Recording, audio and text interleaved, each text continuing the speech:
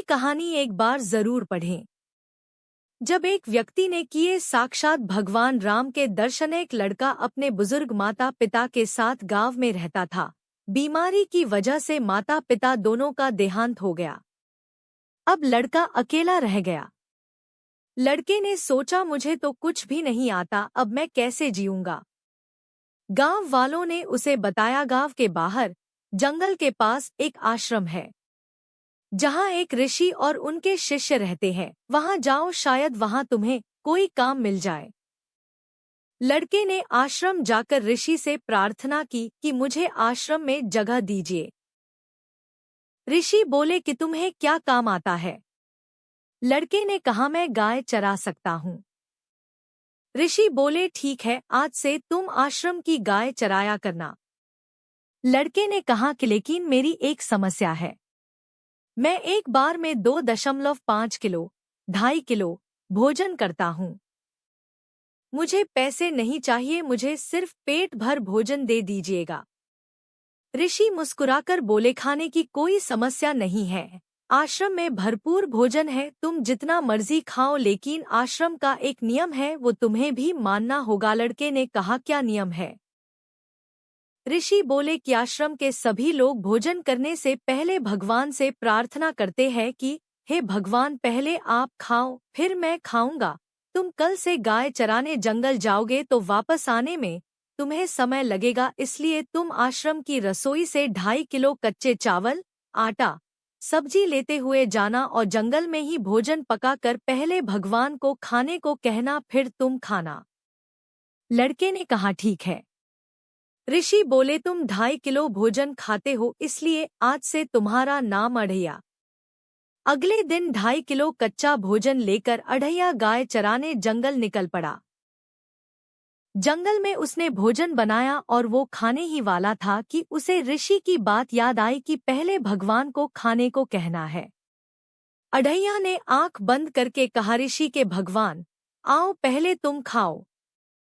जैसे ही अढ़ैया ने आंखें खोली, उसने देखा पेड़ के पीछे से भगवान श्रीराम प्रकट हो गए। अढ़ैया ने भगवान श्रीराम को देखकर कहा, अच्छा तो तुम हो ऋषि के भगवान।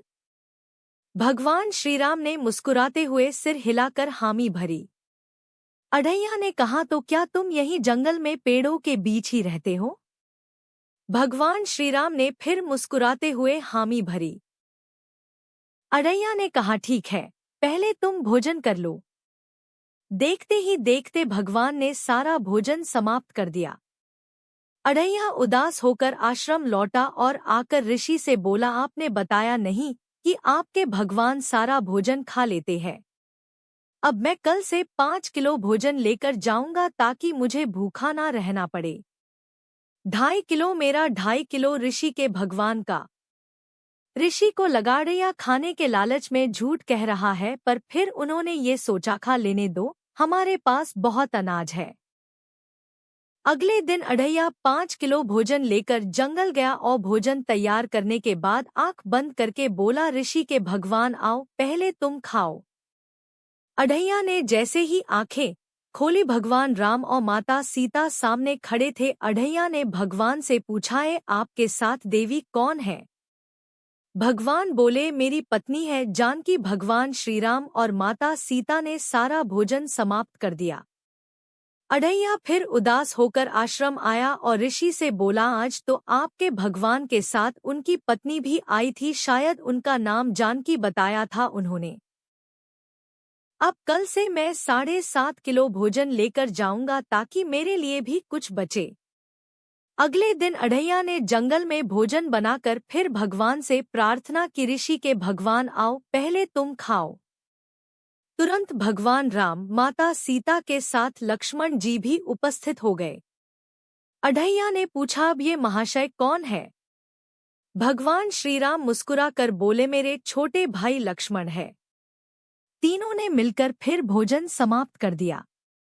अढ़ैया फिर उदास होकर आश्रम लौटा और ऋषि से सारी बात बताते हुए कहा, कल से मैं 10 किलो अनाज लेके जाऊंगा ताकि मेरे लिए भी कुछ बचे। ऋषि ने सोचा, ये अढ़ैया पागल मालूम होता है। अगले दिन अढ़ैया ने जंगल में भोजन तैयार करके फिर प्रार्थना की, ऋषि के भगवान आओ, पहले तुम खाओ। भगवान राम, माता सीता, लक्ष्मण जी के साथ अब हनुमान जी भी प्रकट हो गए। भगवान ने हनुमान जी को समझा दिया था कि अनोखा सीधा साधा भक्त है, उसकी बातों पर नाराज मत होना। हनुमान जी को देख अढ़ैया ने भगवान राम से पूछा, अब ये इतने लंबे चौड़े महाशय कौन हैं? भगवान बोले, हनुमान है, ये मेरे मित्र हैं। अब अढ़ैया ने परेशान होकर भगवान से कहा, आप कुल कितने लोग हो? कृपया मुझे बता दो। ये सुनकर भगवान मुस्कुराने लगे। आज भी अढ़ैया के लिए कुछ ना बचा। अढ़ैया ने जाकर ऋषि को सारी बताते हुए कहा, रोज एक आदमी की संख्या बढ़ रही है, आज तो एक लंबे चौड़े वानर भी आए थे।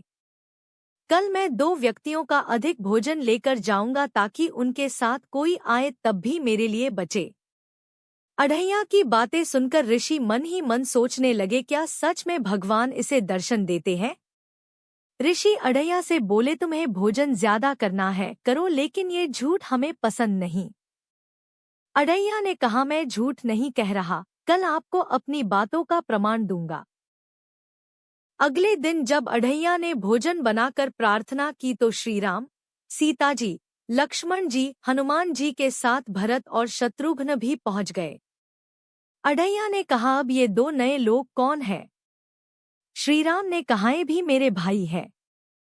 अढ़ैया ने कहा, ठीक है, तुम सब भोजन करो, मैं अभी आया। अढ़ैया दौड़ता हुआ आश्रम आया और ऋषि से बोला, जल्दी चलो, आपके भगवान पूरे परिवार सहित जंगल में बैठे हैं।